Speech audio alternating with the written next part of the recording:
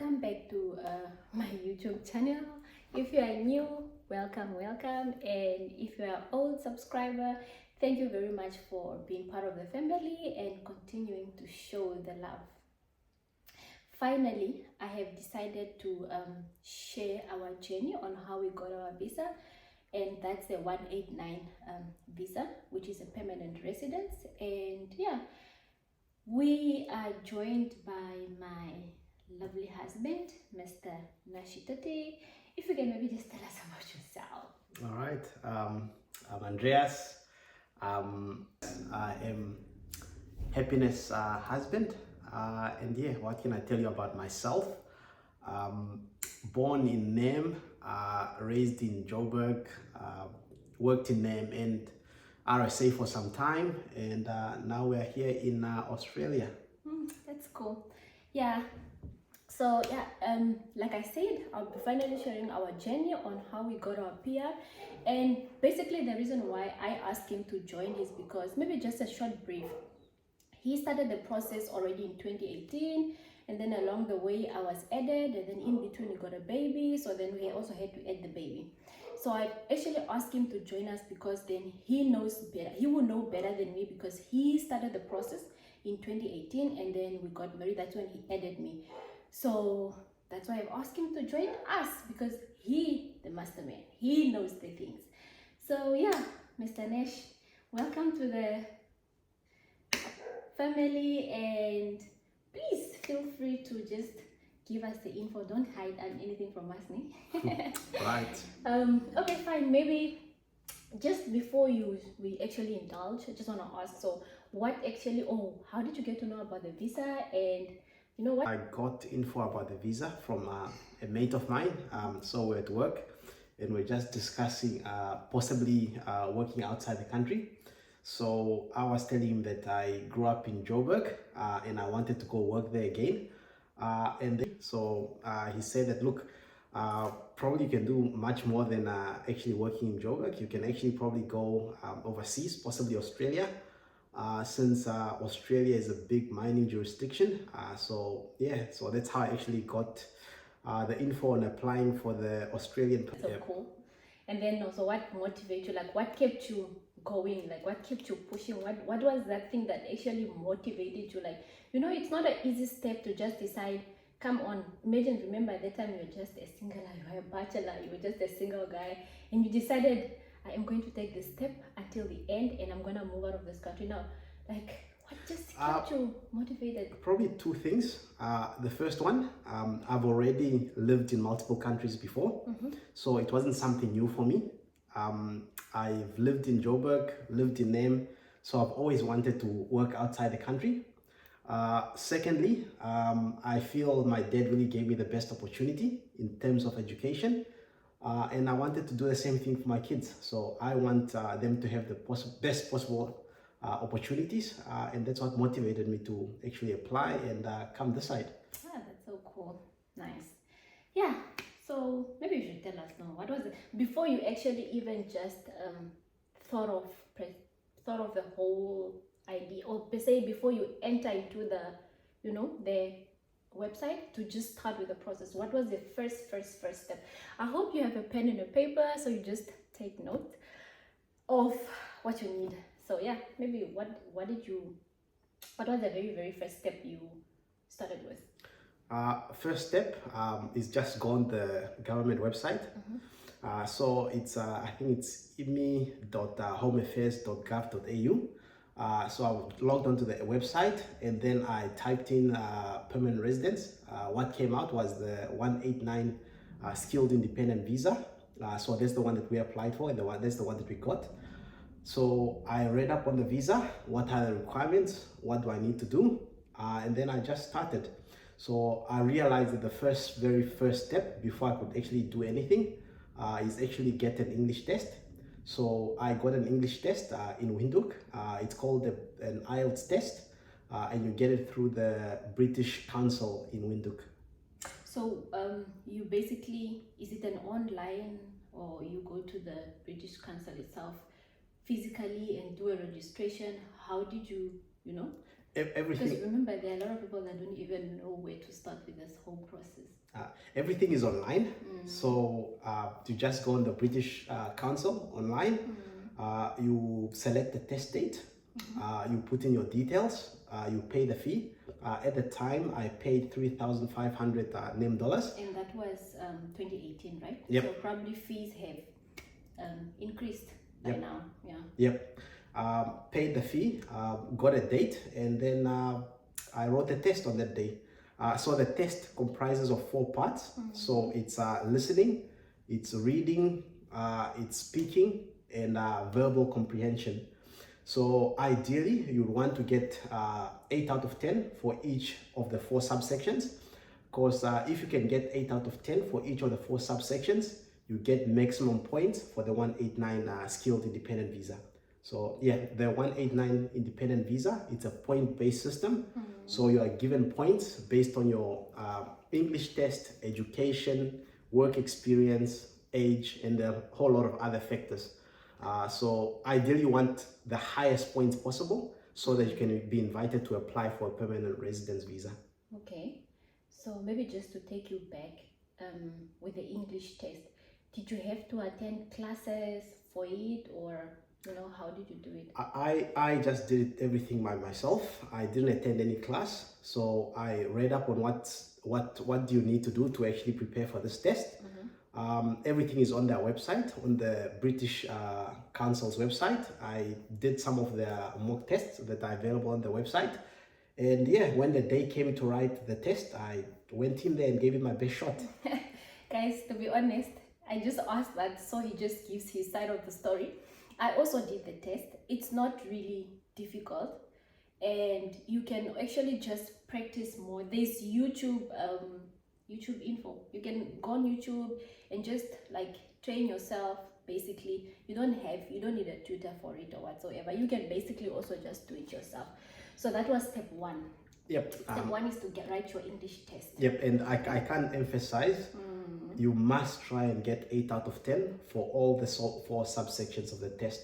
That will give you maximum points. Basically, you are saying you should try to aim the maximum. Yes. If you can get 10 out of 10, even better. Yep. Okay, yep. Good.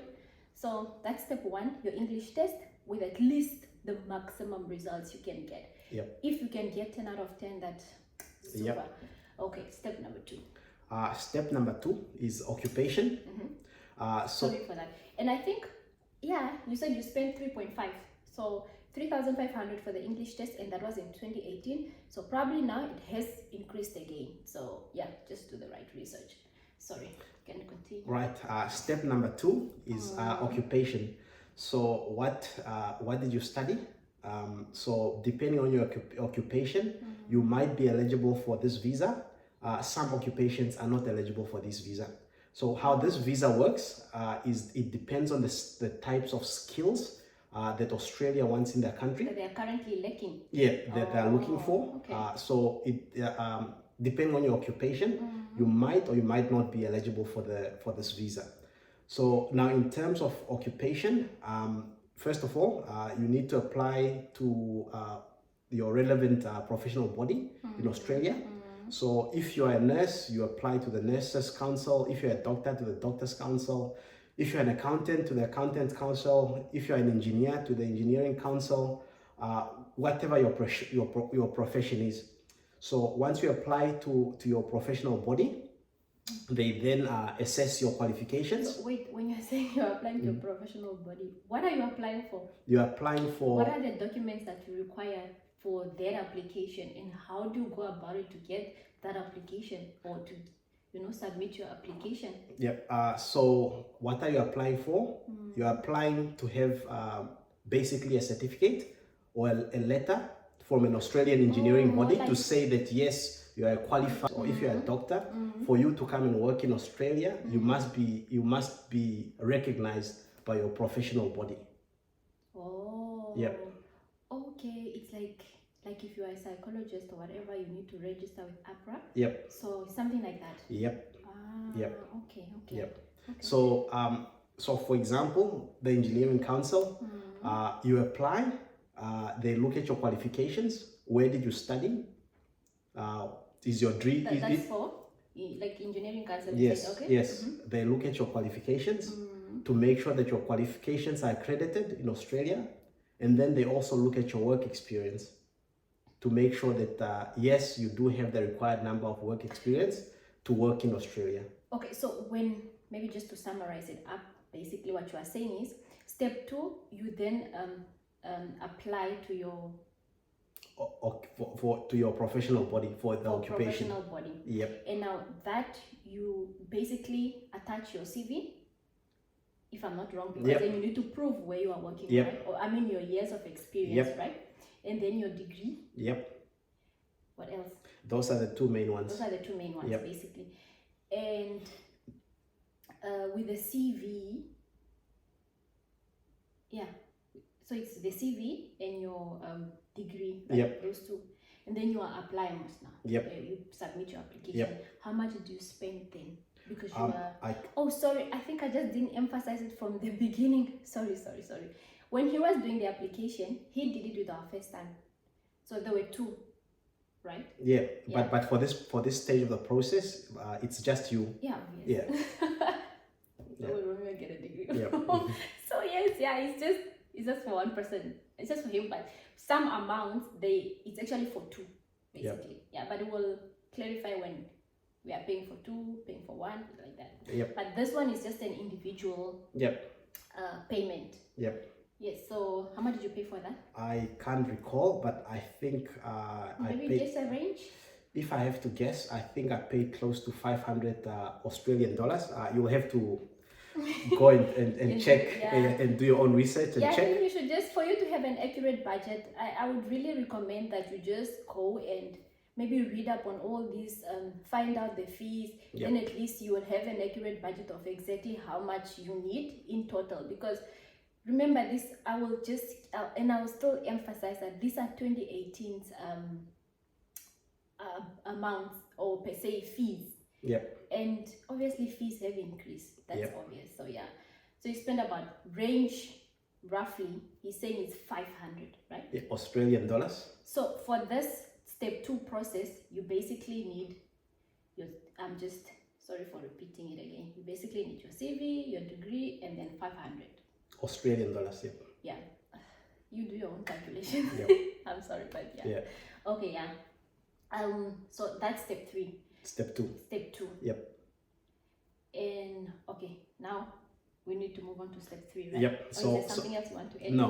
So once you've applied to your professional body, you'll then get a letter back saying that yes, they recognize your qualifications, and yes, they recognize your work experience. So for example, if you have maybe, I don't know, 5 years work experience, they'll say yes, we recognize that you have the right qualifications, and yes, we recognize that you have your 5 years work experience. So then you get, per se, you get an acceptance letter from them. Okay. And then once you get the acceptance letter, what? Right. Now we move to step 3. That's where the real business is. Why are you saying all right? No, I'm just putting it in the right order. Okay. Yes. Step 3. Step 3, you lodge an expression of interest. Okay. So an expression of interest, again, you basically... just before you start, I will try to add that expression of interest link in my description. It's the expression of interest link and that link of the process, just so you read up on it and see for yourself. So thank you. So you lodge an expression of interest. So when you lodge an expression of interest, you provide your details. It asks you what are your English test scores. You provide your English test scores. It asks you, do you have the right qualification? You put in your qualification. It asks you how many years of work experience do you have.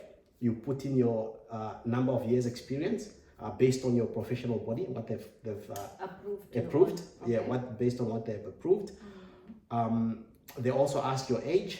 Again, you put in your date of birth. And I can't remember all the subsections, but there's quite a number of details that they ask you to provide.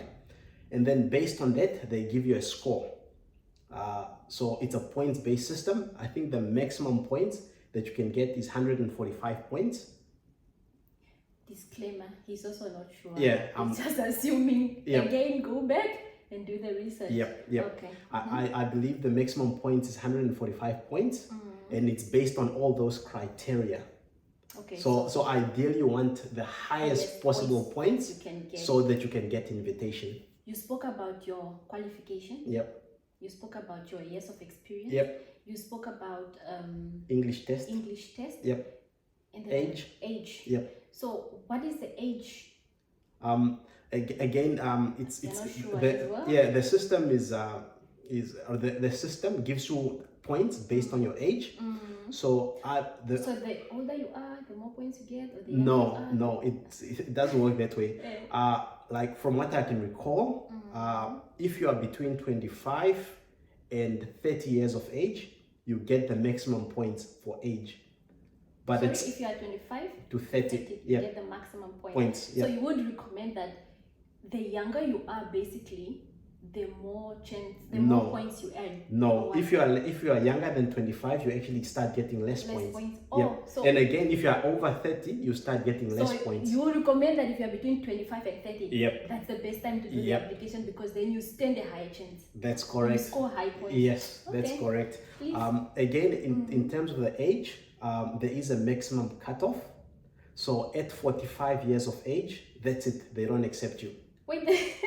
Okay, sorry guys, if you are 40, unfortunately. 45. For this time, but that's not the end of it. There's still more. There's quite a lot of visas. So you can still try another visa. I'm sure you'll get. Yeah. There's other visas that you can try, but probably even some work visas. Probably your employer, you get a job and your employer is willing to bring you in. Yep.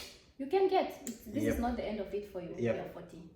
Yep. Okay. Yeah. So in terms of age, that's how the points work. So you get less points if you are younger than 25. You get less points if you are above 30. At 45, that's actually the cutoff. They don't actually accept you for this visa. Is it 40 or 40? 45. Oh, not 45. Oh, it's 45, not 40. Sorry for that, guys. Yeah. So as part of this expression of interest, you get points. So wait, just for clarity, can I then go on the app and just already start doing it before I even have all this, under assumption to say maybe if I write my English test, I'll probably get maybe 80%, and I just want to check myself where I stand without having all this. Can I do it? It's not illegal to do that, but I would highly not recommend it, because after you get your points, after you submit your expression of interest and you get your points, you might get an invitation from the Australian government to say that, look, we like you, you've scored very high, we want to invite you to apply for a permanent residence visa. Now, in the event that they ask you to apply, they invite you and they ask you to apply, and you can't provide proof that you got you really got. That's where they blacklist you. Yep. Or they kind of penalize you for a number of years. Guys, maybe just on that say, can I just add something? Sure. Yeah. On that say, be brutally honest. Like, be very, very, very, very, very honest. Don't lie. And don't lie to say maybe on your CV, as in you have a cousin that owns a company and you're just going to put that on your CV and put your cousin as reference, because in most cases these guys, they will never call your reference.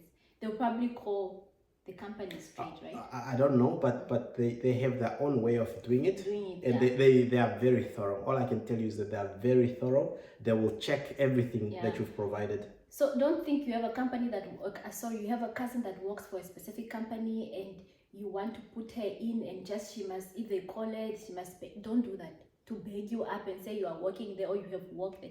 If you have not worked there, it's okay. I know probably you are just a graduate from school and you don't have any experience. Just indicate it in your CV to say, I am a graduate, I don't have any experience. If you did internship while you were studying during your process, you can maybe indicate that on your CV. But if you don't have any experience, it's okay. Just clarify and just be honest on the CV and tell them, do not lie. Be brutally honest, because they will find out eventually. However, whichever or whatever process they do it, they will find out that you are lying. So yes, please, on that one, I'll never stop emphasizing. Let's continue. Yep. So yeah, so you lodge your expression of interest. If your points are high enough, remember that it's not only you applying for doing this expression of interest. Yeah, it's worldwide, right? There are Indians applying, there are Chinese applying, there are Nigerians applying, there's people Kenyan, from Canadian, Brazil. It's the whole world applying. Yeah. Yep. So, that's why you say that actually in the English test, you should try to get the highest points, Yep. because then you are also now getting more points on Yep. the expression of interest for Yep. you to get the invitation, Yep. right? Yep. Okay, so Depending on your points, you might get an invitation to apply for the permanent residence, or you might not get invitation because your points are maybe not high enough. so upon decline, they will tell you why they decline. No, there is no decline. They don't give you any feedback. Okay, so how long should I be in the database then to wait for my feedback? So once you lodge your expression of interest, your expression of interest will stay in the database For how long? for 2 years.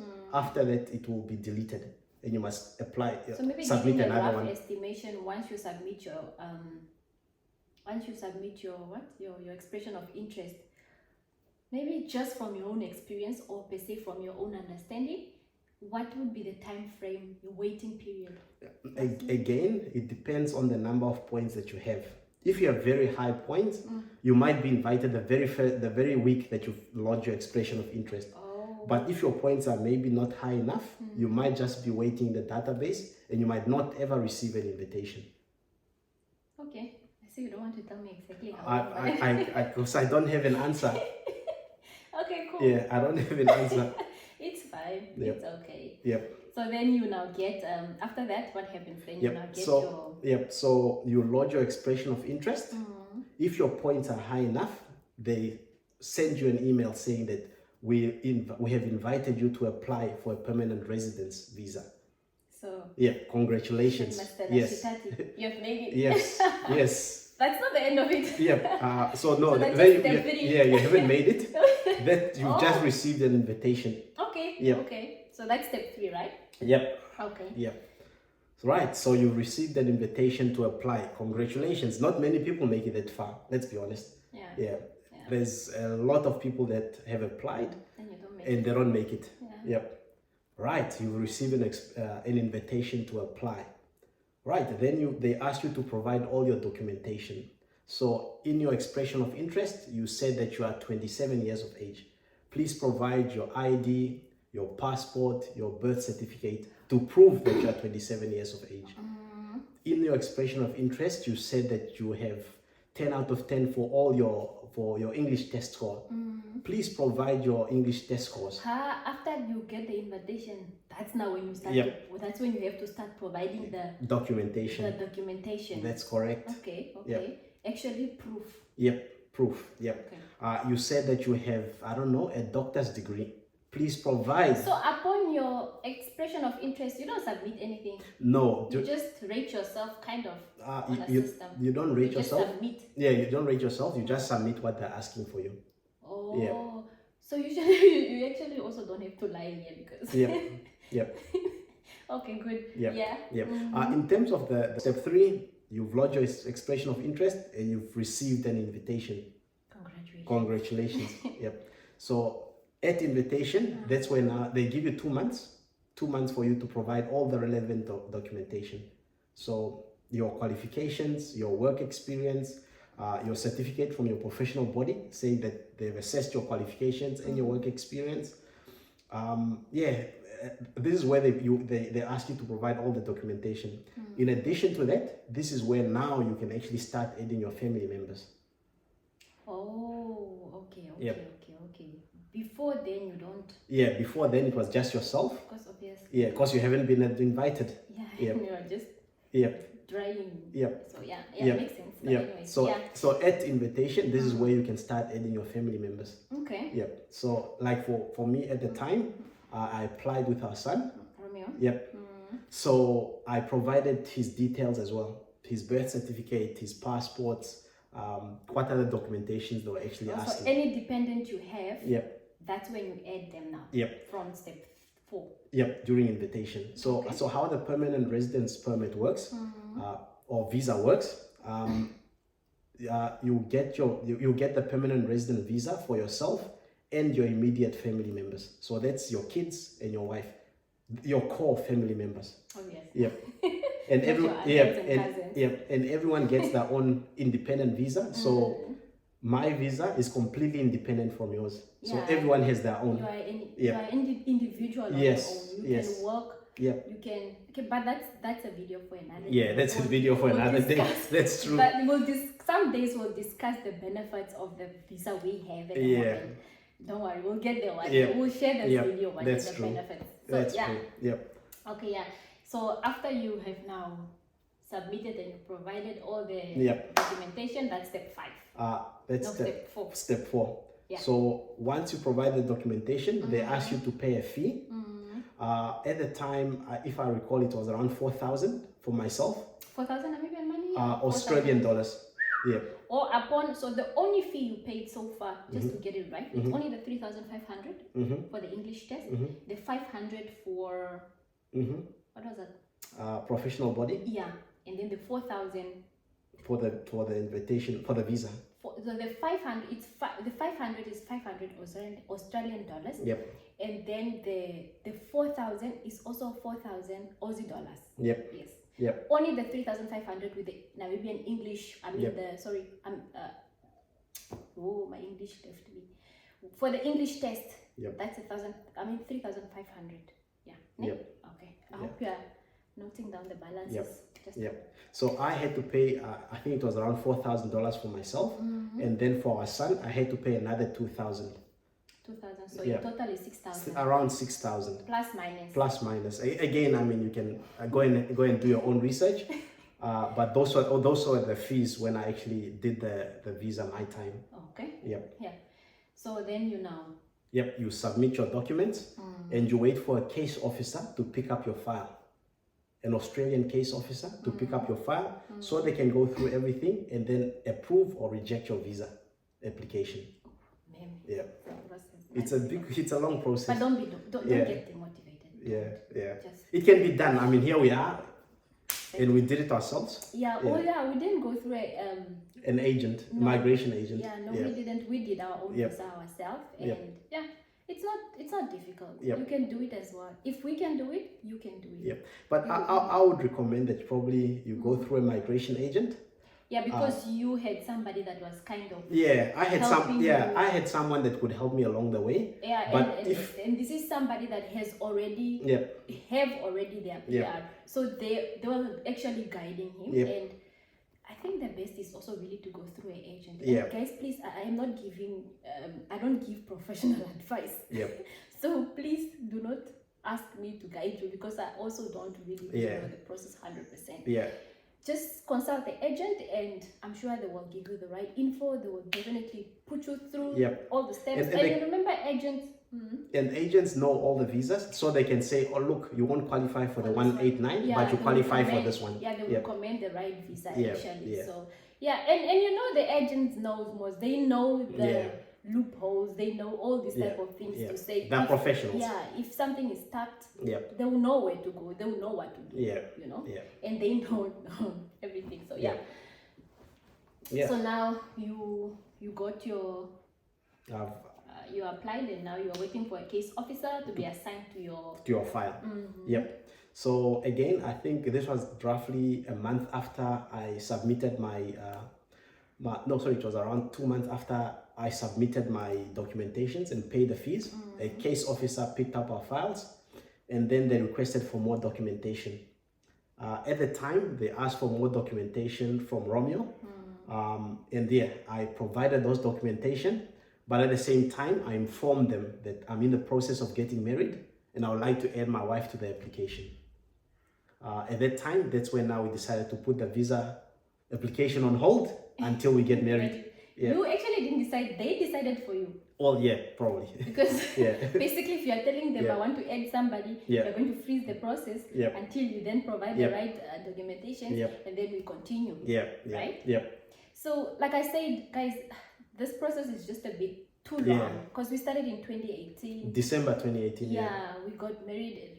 We got married in 2019. Then there was COVID. Then we got a baby. So it's just too long. Like, it's really just too long. Yeah. We will basically really just cover up until when we got married. Yep. And then I think we'll have a part 2 for when after marriage, what I needed to do, what I needed to provide from my side. Yep. And then also we'll look at the length of the video. Yep. Otherwise, we'll just also add the baby to it, because then the baby was not so many. Yeah, it was quite quick. Required. It was not quick. much required of them. So I think I'll just have part 2 for the last part. Yep. Because it's really, really long. Yep. And yeah, I think we will just end here today. Maybe we can just discuss just the basics now. I know you needed to add medicals, but I know you didn't mention about the medicals. Just before they approve your visa, they will ask you to go and do medicals. Or after I was added also, was it? Or what do you mean approval of the visa? Just the case officer will tell you, please go and do your medicals. Or now maybe just that. Can you just maybe say what? Okay, you said what was required, or what did the police officer? Case officer. Police officer. Whoa. Yeah. Case officer. Yeah. What did the case officer required from you? Spoke about Romeo's documentations. Yep. So they requested more documentations for Romeo. Then they requested for me and Romeo to go and do our medicals. There's a registered doctor in Windhoek where you can go and specific doctor. So you don't go to your own doctor? You can't go to any doctor. It has to be a specific doctor. So you can't go. Yeah. I cannot bring my results to my doctor. No. Okay, but guys, it's true. You cannot go to your own doctor. Yep. When you do medicals, you have to go to their doctor that they refer you to. They have an assigned doctor in Windhoek that does all their Australians. I'm not so sure if there's a lot, but we were just referred to just that doctor. So maybe there are a lot, I'm not so sure, but they assign you to that doctor and he does the medicals for them. And there's a fee there. Yeah, there's another fee. I think we paid it was around $5,000 dollars for the medicals. Was that, remember you paid before I was added, because you paid for you and Romeo only. Then when they added me, it was to redo it because the results were outdated then. So how much did you pay for you and Romeo then? Around 5,000. Around 5,000 Aussie dollars. No, name dollars. And this doctor unfortunately does not accept medical aid. No, everything is cash. Yeah, you have to pay cash. He doesn't accept medical aid. I don't know if he accepts medicals in other situations, but if you are doing the PR or you are a referee from the Australian government, he does not accept medical aid. You unfortunately have to pay from your pocket. And you are saying you paid 5,000 for you and Romeo then. And then when I was added, maybe we can just also say that. Yeah, we had to do again medicals for everyone. When he added me, the medicals was actually expired. So then we actually had to redo it and we had to repay for everybody. Because remember, it's not their fault. You delayed the process because you want to get married. That's why your results are expired. So you must pay again. And then also again with the baby, she had to do medicals. Everyone does medicals. And then the last documentation they asked was they call it a code of conduct. So police clearance certificate, just to show that you are not a criminal. But that one, you do it yourself most. They do it. You do it yourself. But luckily, I think in name we don't pay anything. What do we? I think we pay $100. I'm not so sure, but I think we pay $100. I don't know, but I mean that's something you can find out. It's just a police. What do they call it? Police certificate. Clearance. What do you call it? Police certificate. It's a police certificate. They call it code of conduct. Yes, code of conduct. I think that you can just find out. From the police themselves, they will know what it is. Other than that, what else? So those were the 3 documentations that they requested at the time. And maybe documentations of Romeo are just like his full birth certificate, his immunization. And his immunization needed to be up to date. If it's not up to date, it's obviously also another cut off. And then what else? yeah, that was it. So I provided everything, and then I told them I'm in the process of getting married, and then they had to cut the whole process. yeah, we had to wait until we get married. And then I add you and provide documents for you as well. So yeah, we can talk about that maybe another time. That's now on the part 2. Yep. So basically, that was a process from 2018, and yeah, thank you very much for watching. So be on the lookout for part 2. If you have any question, don't feel free to just ask in the comments below. I will try to cover or try to answer to everybody. And yeah, otherwise if the questions are really a lot and I'm able to do it, maybe we can do another video just answering questions. So I don't mind. Yeah, you don't mind, right? No. You're so cool. So yeah, he doesn't mind, so he's so cool. So actually we will, if the questions are really a lot and I'm unable to respond to everybody, we will definitely try to just maybe do another video just answering the questions. And other than that, like I said earlier, I am not a paid or I am not a recognized migration agent. I'm just sharing my journey, and this is not professional advice. So I would recommend that you go out and search for professional advice, and also just read up yourself, do more research, and don't just be glued to this visa. There are quite a lot of visas in Australia. Maybe you can just do your own research. And in that say, I'll probably also try to put the links of in the description. That's the link of the government website. British Council for IELTS. And what's the other one? The rating. Points-based system.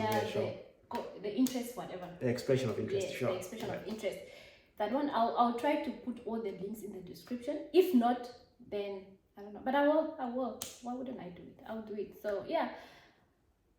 Do you have anything to say to my followers? Look, what can I say? I'll just say that anything is possible if you put your mind to it. It's all up to you. Really, no one else can do it for you. So if you want something, you have to go out and do it. Yeah. Did you face any difficulty, maybe? I'll say the difficulty was actually just getting everything together, getting all the funds also. Getting the documentation together, having the funds available. Just you had to put probably some things on hold. To do this. Take this risk. It's actually a risk you're kind of taking at the end of the day, because you don't know whether you'll be awarded or not. So your budgets were really, really tight then. Other than that, thank you very much. Thank you for tuning in. Don't forget to subscribe, share with your friends, and don't forget to like too. Cheers! Until next time.